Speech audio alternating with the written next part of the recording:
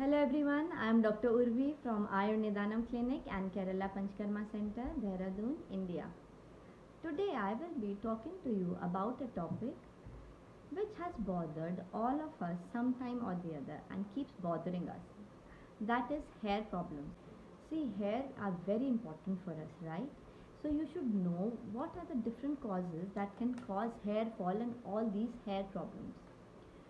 मैंने अपनी प्रैक्टिस में देखा है कि when I started practicing at that time तब ज़्यादातर जो हेयर फॉल के पेशेंट्स आते थे वो आते थे लेट 30s 40s या 50s में, और अब हेयर फॉल के ज़्यादा पेशेंट्स आने लगे हमारे अर्ली 20s और 30s में. Why? Because now you're not taking care of your diet. You have included lot of junk food, unhealthy food in your diet, and you're taking lot of stress.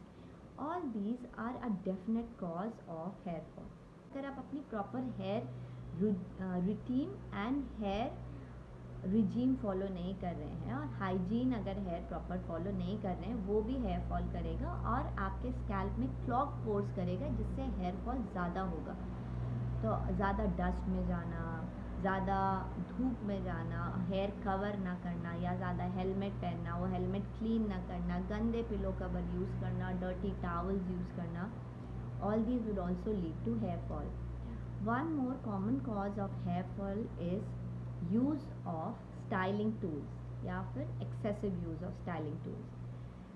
See, according to Ayurveda, hair anything that increases the heat in your body और कोई भी ऐसी चीज़ that aggravates the pitta in your body will cause hair fall. So use of styling tools, जैसे आप flat ion use कर रहे हैं, कर्लिंग टोंग्स यूज़ कर रहे हैं, हेयर ब्लो या हेयर ड्रायर्स यूज़ कर रहे हैं, तो वो आपको हेयर फॉल ज़्यादा बढ़ाएंगे. सो माई एडवाइस इज़ कि आप ये चीज़ें कम से कम यूज़ करें. More common problem that can cause hair fall is crash dieting. Crash dieting में क्या होता है ना, you really shut off all the fats from your body, that will cause hair fall. See, fat is very important for good and healthy hair. अगर आप जो हमारे सारे हेयर स्ट्रैंड्स हैं, they are made of protein keratin. So protein is very important for hair. और her hair shaft के bottom में एक ऑयल ग्लैंड होता है जो हमारे हेयर को प्रॉपरली नरिश करता है. So if you don't take proper quantity of fats that are required by the body, वो oil gland आपका नरिश नहीं होता है, उसको proper fat नहीं मिलता है और वो आपके hair को properly नरिश नहीं करेगा, तो आपको hair fall और hair problems होंगी ही होंगी. So you need to take a good diet if you want good hair. Now let me quickly come to the points with which you can block hair fall and push your hair to anagen phase also. Let me come to the first point. First point about taking care of your hair is how you shampoo your hair, or what are the things you need to take care while shampooing your hair. First thing आप याद रखिए, don't over shampoo your hair and don't under shampoo your hair. With that, now that means कि you shampoo your hair according to कि आपका scalp type कैसा है और आपका jaw profile कैसा है. तो मिनिमम आपको हफ्ते में एक बार तो शैम्पू करना ही चाहिए, और मैक्सिमम आप हफ्ते में 3 बार शैम्पू करिए. ट्राई करिए उससे ज़्यादा नहीं करें, लेकिन कभी आपको लगता है कि आपके बाल बहुत गंदे हो गए तो आप उससे जल्दी भी कर सकते हैं. ओके, शैम्पू करने में आपको किन किन बातों का ध्यान रखना है कि शैम्पू आपको डाइल्यूट करके यूज़ करना है. सेकेंडली, आपको इवनली स्प्रेड करना है उस शैम्पू को आपके बालों और स्कैल्प में. थर्डली, शैम्पू आपको जेंटली अप्लाई करना है अपने बालों में. और अगर आपके शैम्पू में कुछ और हर्ब्स हैं, जैसे एलोवेरा हो गया या जोजोबा हो गया या फिर भृंगराज हो गया, मुलेठी हो गया, तो even better. So you can choose a shampoo accordingly.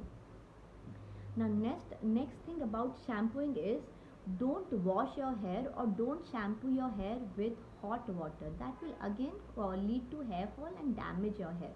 तो आप नॉर्मल वाटर से या ठंडे पानी से सर धोइए. अगर आपके एरिया में बहुत ठंड है तो आप वार्म वाटर से धो लीजिए, लेकिन जो आप लास्ट रिंस अपने बालों को देते हैं, for that you use a normal temperature या कोल्ड वाटर. मेरे बहुत पेशेंट्स हैं जो दूसरी सिटी से मूव करके आते हैं, देन दे टेल मी कि मैम जब हम उस सिटी में थे we had good hair, now this water is not suiting us, what should we do? So if you are having hair fall because of the water change, then what you can do is boil water use करिए shampoo करने के लिए. So boil your water and then shampoo your hair, so you know that problem that you're having because of change of water, that can be taken care of. Now next come to the combing part, how you should comb your hair. देखिए combing में आपको एक बात का ध्यान ज़रूर रखना है, and that is never comb wet hair. अगर आप गीले बालों को कोम करते हैं then it lead to more hair fall. A wet hair stretches more and it gets pulled easily. So let your hair dry 80 to 90% before you comb them. Secondly, always prefer air drying. As I told you, use of styling tools, जैसे अगर आप blow dry कर रहे हैं तो वो आपका hair damage करेगा. So let your hair dry naturally, उसको एयर ड्राई करने दीजिए आप. Thirdly, when you're drying your hair, don't rub your hair, don't create friction. Lot of people, rub your hair, beat their hair, ये सब नहीं करिए. Slightly अपने towel को लीच के सॉफ्टली अपने हेयर प्रेस करके फिर आप अपने हेयर ड्राइंग करिए. कोम्बिंग में also use the right kind of comb. अगर आपके बहुत थिक बाल हैं, कर्ली बाल हैं, तो फिर आप वाइट टूथ कोम्ब यूज़ करिए. अगर आपके बहुत पतले और फाइन बाल हैं तो आप लाइट कोम्ब्स या फाइन ब्रशेस भी यूज़ कर सकते हैं. Now let me come to your night routine. What you should do at night to have healthy hair. रात को आपको 4 बातों का ध्यान रखना चाहिए सोने से पहले. Number 1, always detangle your hair before sleeping. बाल सुलझा के सोइए. Number 2, never sleep with wet hair. Let your hair dry 80 to 90% before you're going to sleep. Choose the right kind of pillow cover. So your pillow cover, best pillow cover है satin pillow cover. If you're using a satin pillow cover, it will lead to least hair fall. Next in line can be a cotton pillow cover, but it should not be rough and it should not have lint on it. So choose the right pillow cover before you go to sleep. Next, you should always remember to tie your hair before going to sleep. लेकिन आपको बहुत tight बांध के नहीं सोना है. Just loosely tie them. कोई छोटा बांध बना सकते हैं, लूज पोनी टेल बांधिए और तब आप सोने जाइए. And last that you should take care before going to sleep is giving your scalp a 1 to 2 minutes massage every day. और वो मसाज आपको कैसे देनी है? Use the pulp of your fingers, not the tip of your fingers, not your nails and not your palm. तो आप pulp of your fingers use करिए. Lightly every night before going to sleep. 1-2 minute के लिए बहुत soft आप massage करिए सारे बालों पे, on your back, on your front, everywhere, and then you go to sleep. It will have a dual effect on your hair. It will increase the blood circulation of your scalp, which is very very important. क्योंकि जब आपकी scalp की blood circulation proper होगी तभी आपको proper hair, जो blood circulation में जो हमने खाना खाया है वो न्यूट्रिएंट्स आपके स्कैल्प तक आना है, वो एब्जॉर्प्शन अच्छा तब होगा जब आपकी ब्लड सर्कुलेशन भी अच्छी होगी. Now let me tell you how you should oil your hair, या ऑयलिंग करते हुए आपको किन बातों का ध्यान रखना है. Quickly I will cover these points. lot of patients tell me कि some doctors have told them कि oiling नहीं करना है. I really don't understand why. I believe oiling is very important for your scalp and hair. तो आपको oiling करके सोना चाहिए या आपको शैम्पू से 1 घंटा पहले ऑयलिंग करनी चाहिए. Now what are the things that you should take care before oiling your scalp. Gently oiling करनी है, बहुत रफ हैंड से नहीं करनी है, स्मूथली करनी है. कंघी करने के बाद ऑयलिंग करनी है. ऑयलिंग करने के बाद आपको कोम्ब नहीं करनी है. अगर आप ऑयल्ड हेयर में बहुत ज़्यादा कोम्बिंग करेंगे तो हेयर फॉल ज़्यादा होगा. ऑयलिंग करने के बाद आपको टाइट चुटिया या टाइटली बाल नहीं बांधने हैं, लूज बाल बांधिए.